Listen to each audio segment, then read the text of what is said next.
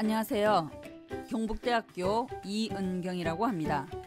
오늘 특강 내용은 지오지브라로 체험하는 보로노이 다각형과 페르마의 점에 관한 것입니다. 보로노이 빗상자를 만들어 보신 적이 있습니까? 저도 오늘 보로노이 빗상자를 만들어서 초겨울 날씨에 하늘에 한번 비춰봤습니다. 색깔이 여러 가지로 이제 반짝반짝 끓이는 것이 굉장히 마음을 밝게 해주는 것 같습니다. 이 보로노이 빗상자는 조지 보로노이라고 하는 우크라이나의 수학자가 처음으로 이제 얘기를 시작한 것입니다.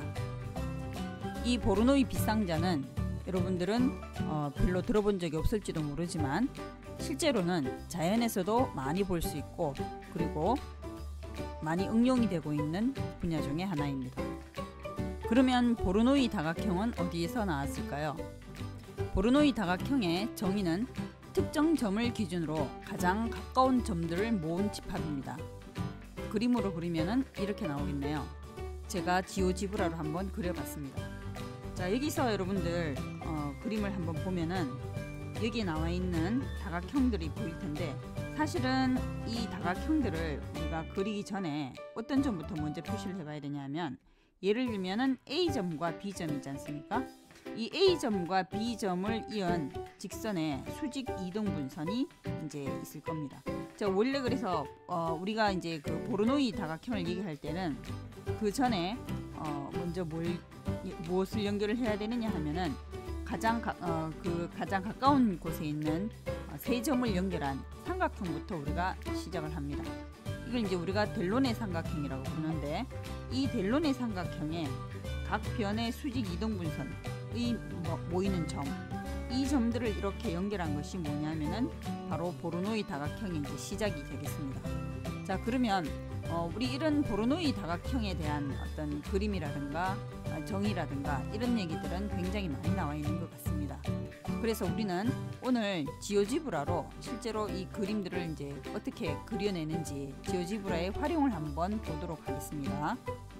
지오지브라로 보로노이 다이어그램을 한번 그려보도록 하겠습니다.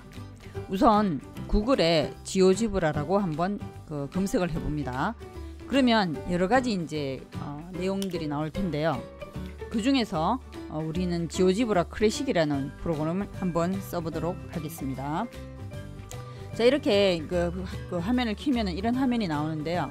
여기 있는 격자문이라든가 아니면은 이제 이 좌표축은 한번 없애보겠습니다. 그리고 화면에 점을 몇 개 한번 이제 찍어 볼게요. 자, 몇 개의 점을 찍어 놓고 그 다음 입력창에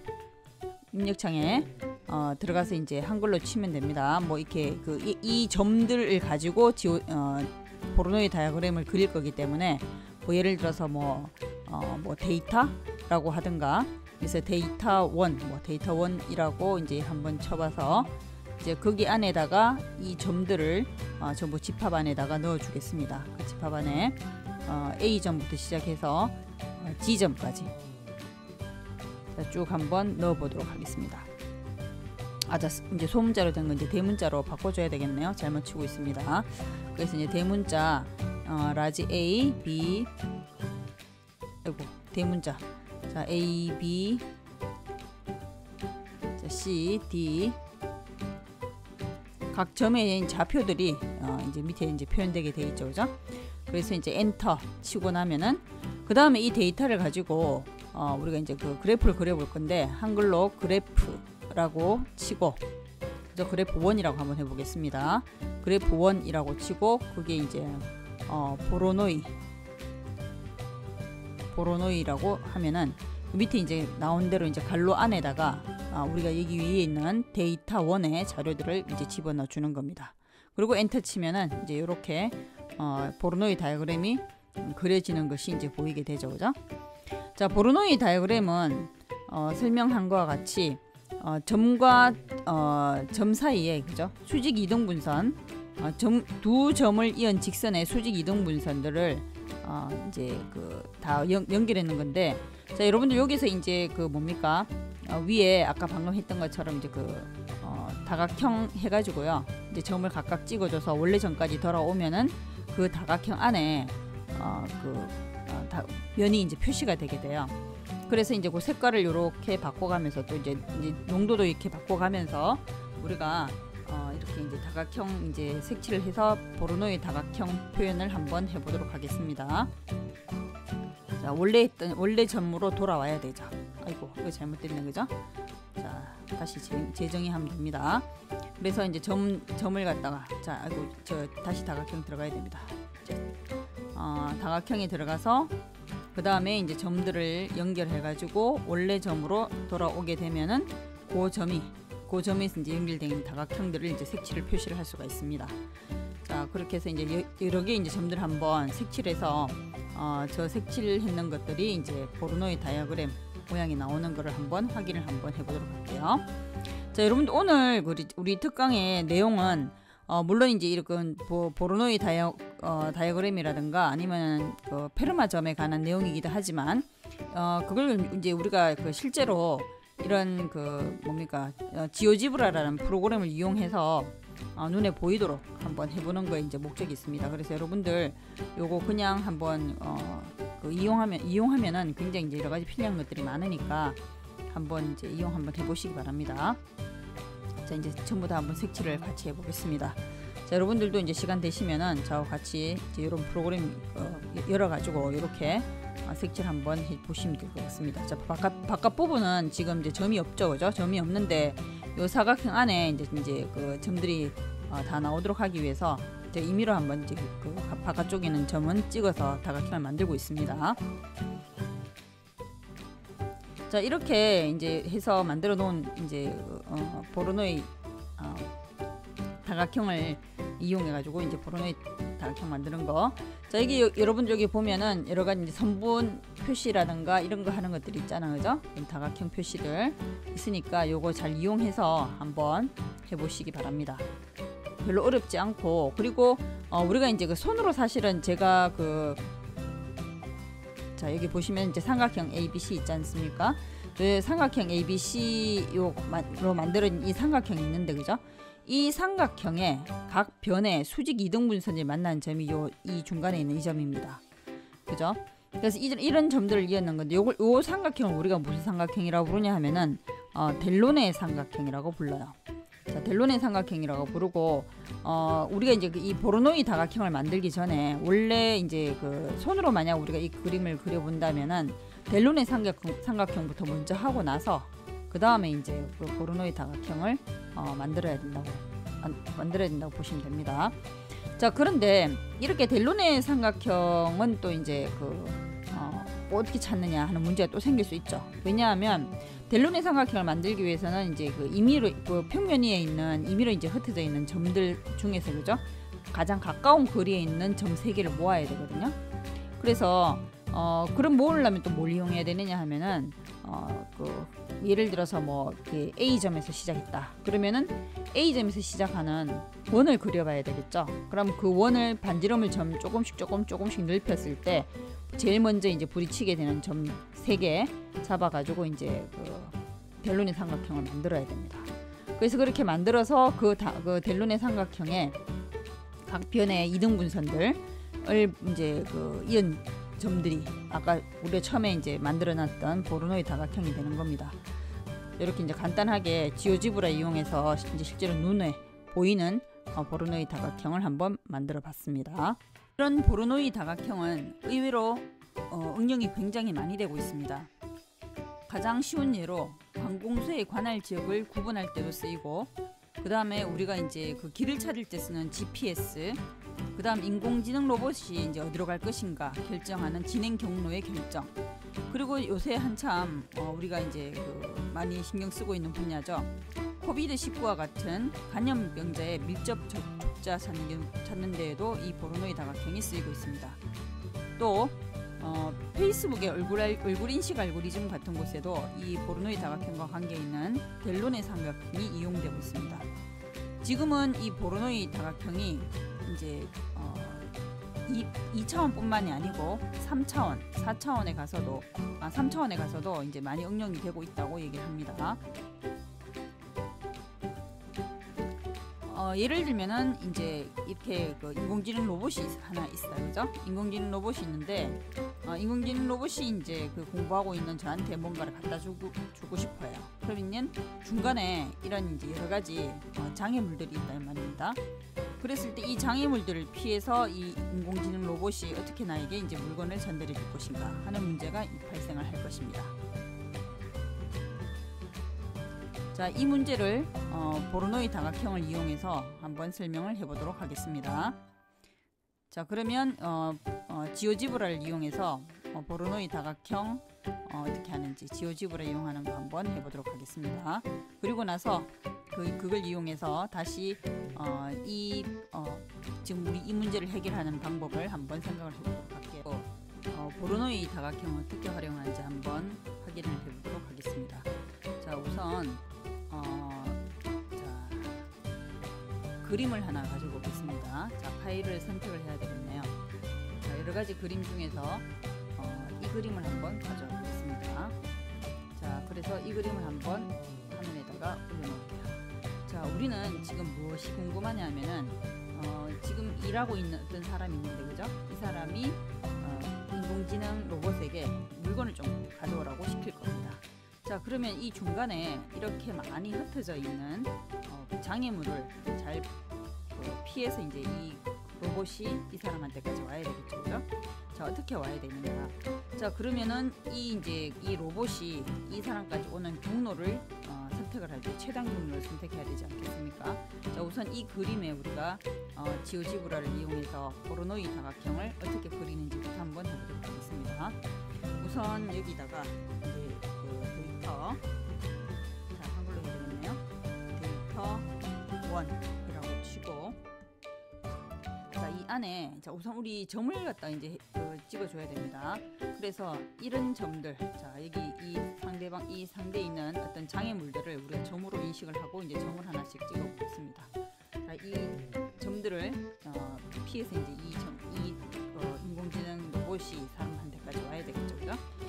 자, 그래서 여기 보면은 뭐 AB 점은 우리가 조금 무시한다고 하고, 그죠? 자, 여기다가 이제 데이터, 여기다가 데이터를 다시 한번 넣어보도록 하겠습니다. 자, 데이터 뭐 2 이렇게 한번 볼게요. 자, 데이터 2 안에 이제 뭐가 들어가 있냐 하면은 우리가 D부터 시작해서 이제 점들이 들어간다고 생각을 해보겠습니다.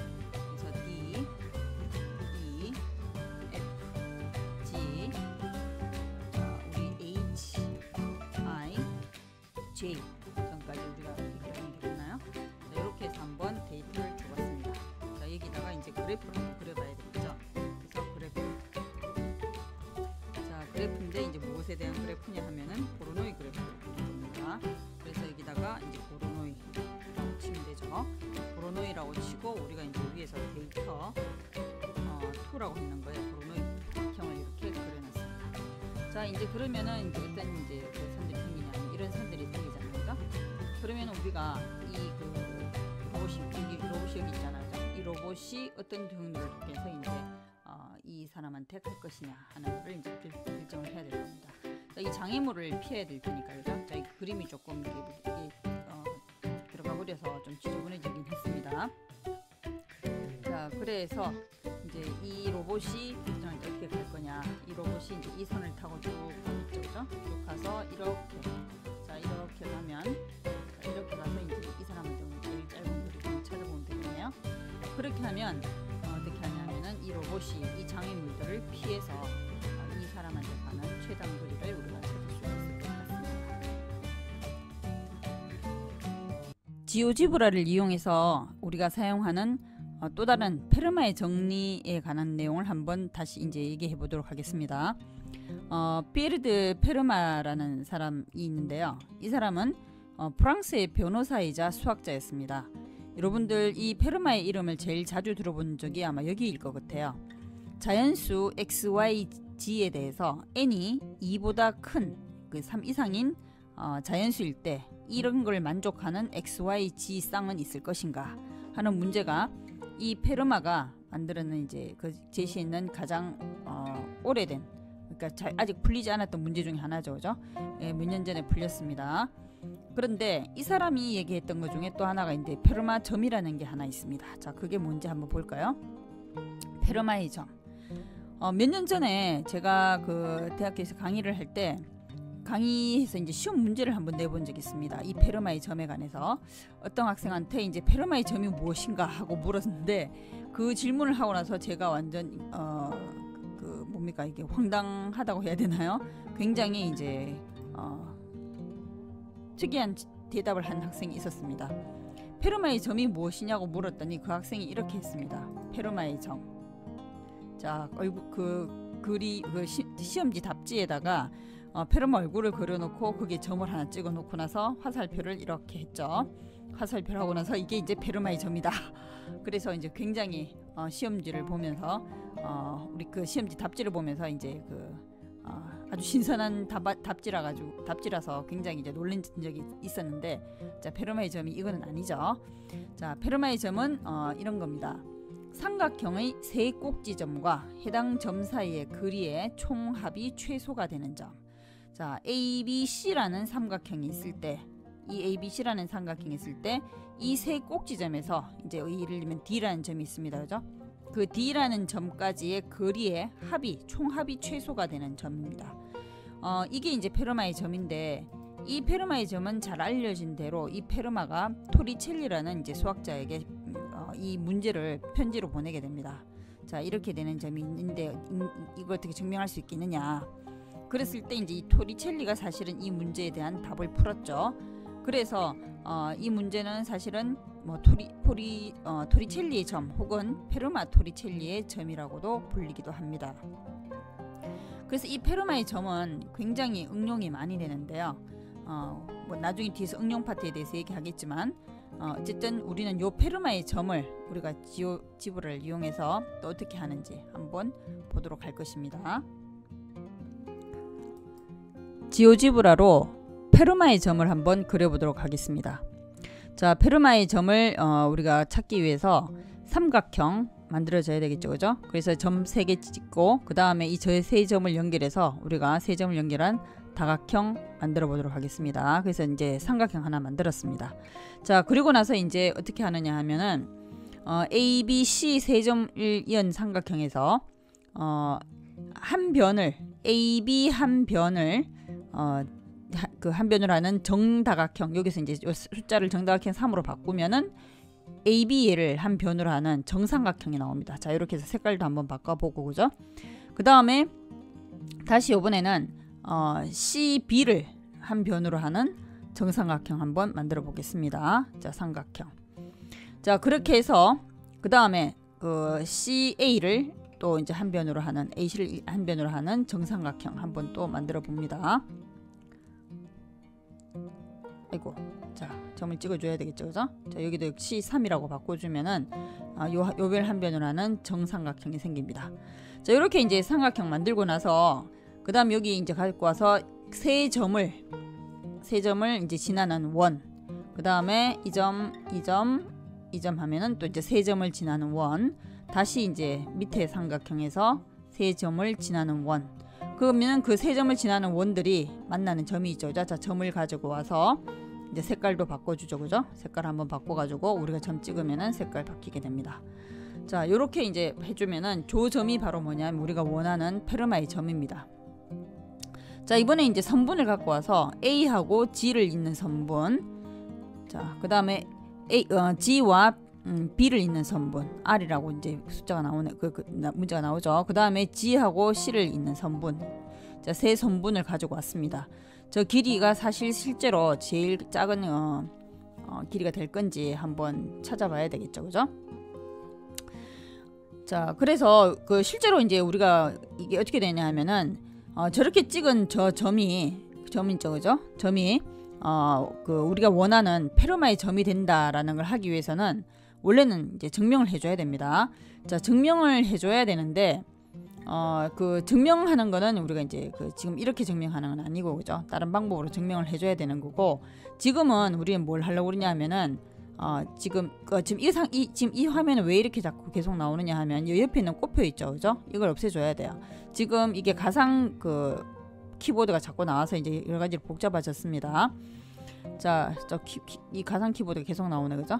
자, 여기다가 우리 그 뭘 집어넣냐 하면은 우리 여기 있는 R하고 S하고, 그죠? Q로 표시되어 있는 이 세 길이 있잖아요. 이 세 변의 길이의 합을 구하려고 하는 겁니다. 그래서 Q 플러스 R 플러스 S라고 주면은 이제 이 값이 나오고, 요걸 일로 갖고 와서 이 위에다가 이 값을 이제 올려놓으면 됩니다. 요 찍어서 이걸 이제 찍어서 이제 드래그 하면은 요 위에 이 값이 이제 나오게 돼요. 자, 한번 해보겠습니다. 자, 그 다음에 자, 한번 드래그 한번 해볼까요? 자, 이게 잘 안 되죠, 그죠? 지금 뭔가 지금 조금 그 렉이 자꾸 걸리고 있습니다. 자, 그래서 Q 플러스 R 플러스 S 값, 그죠? Q 플러스 R 플러스 S 값이 이렇게 갖고 오면 요 위에 9.77이라는 값으로 표시가 되게 됩니다. 자, 이게 Q하고 R하고 S의 합이죠. 자, 그리고 임의의 점을 하나 찍어 봅니다. 실제로 이제 이 값이 제일 작은 값인지 한번 알아보기 위해서. 그리고 이제 이 그 임의의 점 H랑 그 다음에 각 꼭지점, 삼각형의 각 꼭지점을 이은 선분을 또 가지고 옵니다. 자, 선분을 가지고 오고, 여기서 이제 밑에 F1 첨자 붙는 거는 우리가 나중에 이제 글씨 표시하기가 쉽지 않겠죠, 그죠? 그래서 오른쪽 마우스 클릭해서 여러분들 뭐 아니면 이쪽에 가서 해도 됩니다. 왼쪽에 가서 해도 되는데 요 값을 갖다 좀 변형을 한번 해보겠습니다. F1이라고 하면 조금 이제 쓰기가 좀 곤란하죠. 그래서 여기 이제 보면은 이름 바꾸기 들어가가지고, 자, 이름 한번 바꿔보겠습니다. 자, 요 글자 위에서 오른쪽 마우스 하면은 이제 클릭하면 이름 바꾸기 보입니다. 거기서 뭐 아무거나 바꿔도 상관없겠죠. 뭐 T 이렇게 한번 줘보겠습니다. 그 다음에 그 G1도 마찬가지입니다. 밑에 첨자 이제 그 우리가 그 하기 조금 힘드니까 이름 한번 이것도 한번 바꿔보겠습니다. 이름 바꾸려니까 지금 선분을 찍었네, 그죠? 여기 문자를 찍어야 됩니다.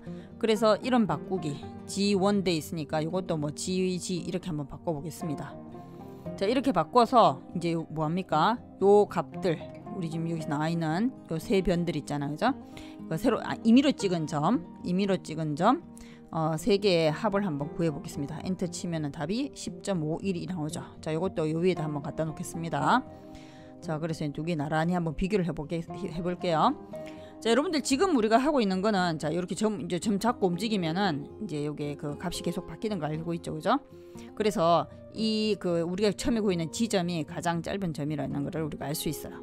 자, 여러분 이거는 다시 얘기하지만 증명은 아니고 이제 우리가 이렇게 된다는 거를 지오지브라 이용해서 실제로 한번 보는 데 의의가 있다고 생각하시면 됩니다.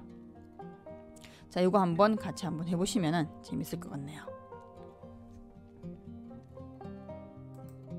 지오지브라로 그린 페르마의 점을 가지고 왔습니다. 그런데 여러분들 이 그림은 이렇게 해서 페르마의 점을 찾을 수 있다는 것이지, 이게 이 점이 우리가 아까 얘기했던 페르마의 점, 각 꼭지점에서의 거리의 총합이 최소가 되는 점의 증명은 아닙니다. 사실은 이 증명을 하려면은 조금 더 이제 수학적인 과정들을 거쳐야 되겠죠. 제일 첫 번째 해야 되는 문제는 뭐냐면은 이런 점이 실제로 이제 딱 하나 있을 것인가. 그 다음에 이제 존재한다면 왜 이 점이 최소가 되는 거리의 합이 최소가 된 점인가 하는 것을 증명을 해야 될 겁니다. 자, 증명은 여러분들한테 한번 맡겨보겠습니다. 그렇게 많이 어렵지는 않습니다. 인터넷에도 우리가 많이 나와 있긴 하죠, 그죠? 자, 어쨌든 이런 점이 있는데, 그런데 이 페르마의 점이 조금 더 일반적으로 우리가 확장된 것이 있습니다. 이 삼각형에서 말고 그러면은 좀 더 다각형에서 그러면 어떤 얘기가 일어날 것인가 하고 얘기하는 걸 해야 되는데, 그때 이제 우리가 어떤 걸 하나 더 해야 되냐면은 슈타이너 트리라는 트리에 관한 얘기를 우리가 이제 해줘야 됩니다. 자, 여러분들 여기서 이제 보면 알겠지만은 이 G점, 이 페르마의 점 주변에 이 각이 있지 않습니까? 요게 120도씩 된다는 것을 우리가 알 수 있는데, 이걸 이용해서 결국 A에서 G, 그다음 G에서 B, 그다음 다시 G에서 C로 연결되는 이 선만 따오면은 우리가 오른쪽에 보이는 이런 트리, 우리가 보통 이제 트리라고 얘기하는 거는 뭐냐면 면은 없고 점과 선으로만 이루어진 도형을 우리가 트리라고 합니다. 그래서 이 슈타이너 트리 프로블럼이라는 문제로 이제 이 문제가 변형이 되게 됩니다.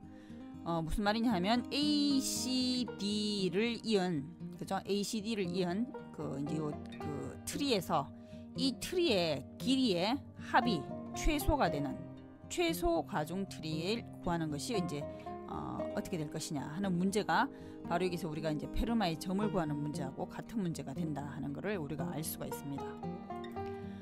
그래서 이제 일반 다각형에서 얘를 생각을 해보면은 이런 사각형에서 우리가 그 페르마의 점은 이렇게 이제 두 개가 나오게 된다라는 걸 알 수가 있는데 일반적으로 이제 N차 다각형에서 그 안에 그 볼록 N차 다각형에서 그 페르마의 점은 그 만약 N차인 경우에는 N-2개 이제 우리가 페르마의 점이 나타난다는 걸 알 수가 있는데 그런 증명은 이제 이것도 이제 지오지브라로 여러분들 그린 그림입니다.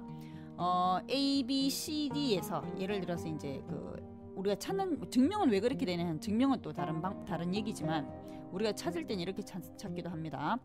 A에서 B 그 다음에 A에서 B를 한 변으로 하는 정삼각형 아까 우리 그린 거 있잖아 그죠? 그 다음 C에서 D 그린 C에서 D를 한 변으로 하는 정삼각형 그려서 이 세 점을 지나는 각각의 원 두 개를 그립니다. 자, 원 두 개를 그려서 이 그 E점하고 F점을 이제 직선으로 연결해 놓은 거죠. 그죠? 그 점에 이제 만나는 점 G하고 H점을 찾습니다. 그럼 여기는 여러분들 그 이 G점은 우리가 이 A, E, B 삼각형이 정삼각형이기 때문에 한 각이 120도가 됩니다. 그러면은 그것에 이제 그 막꼭지 이쪽에 있는 각은 알파는 원에 이제 내접하는 그 사각형에 대해 생각을 해보면은 막꼭지 각은 항상 합쳐서 180도가 돼야 되기 때문에 요거는 알파 각이 120도. 마찬가지 방법으로 베타 각도 120도가 나온다는 걸 알 수가 있습니다. 자, 그런데 이거는 그렇다고 해서 요 G점하고 H점이 이제 페르마의 점이냐 하면은 그거는 아니고, 자, 이 똑같은 과정을 이번에는 AD 직선과 BC 직선에 대해서 다시 한 번 더 해야 됩니다. 그러면 점 두 개가 또 나오겠죠, 그죠? 그때 나왔는 점, 그러면 점이 이제 총 4개가 나올 겁니다. 그 4개가 나오는 점을 이제 비교를 해서 이제 그 중에 이제 최소 길이가 나오는 것을 찾아봐야 됩니다.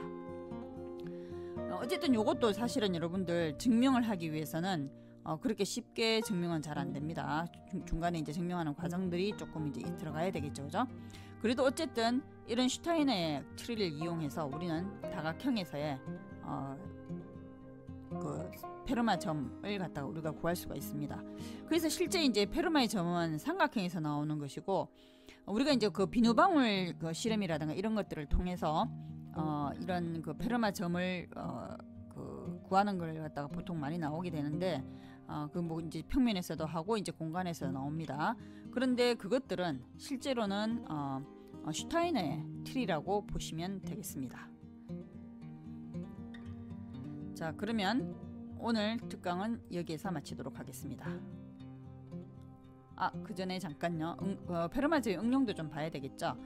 이 페르마의 점은 유전과 유전을 이어주는 속류관 건설을 할 때 굉장히 많이 쓰인다고 얘기를 합니다. 그리고 광 케이블을 건설할 때도 역시 많이 쓰이고, 왜냐하면 우리가 유전하고 유전을 이어주는 속류관 건설할 때 속류관 길이가 짧으면 짧을수록 우리가 돈이 적게 들지 않겠습니까? 마찬가지로 광 케이블을 건설할 때도 역시 마찬가지입니다. 길이가 짧으면 짧을수록 이제 우리가 돈이 덜 들게 되니까 비용 절감 측면에서 이제 최소의 비용을 들여서 최고의 효과를 내고자 하는 거죠. 그런데 여러분들 사실은 이런 그 실제적인 어떤 속류관 건설이나 광 케이블 건설에 들어갔을 때는 우리가 이제 길이만으로는 우리가 이제 얘기를 할 수가 없을 겁니다. 그 어떤 길은 굉장히 이제 뭐 평평한 길이라서 길을 닦기 좋을 테고, 어떤 길들은 뭐 산도 뚫어야 되고, 그죠? 그런 경우에 각각의 실제적인 경우에는 모든 이제 어떤 문제점이 발생을 하겠지만은 그런 점들을 우리가 이제 그 길이에 대해서 이제 가중값을 줘서 가중 트리를 이용한다면은 또 쉽게 풀릴 수 있다고도 생각을 합니다. 자, 그러면은 오늘 특강은 여기까지입니다.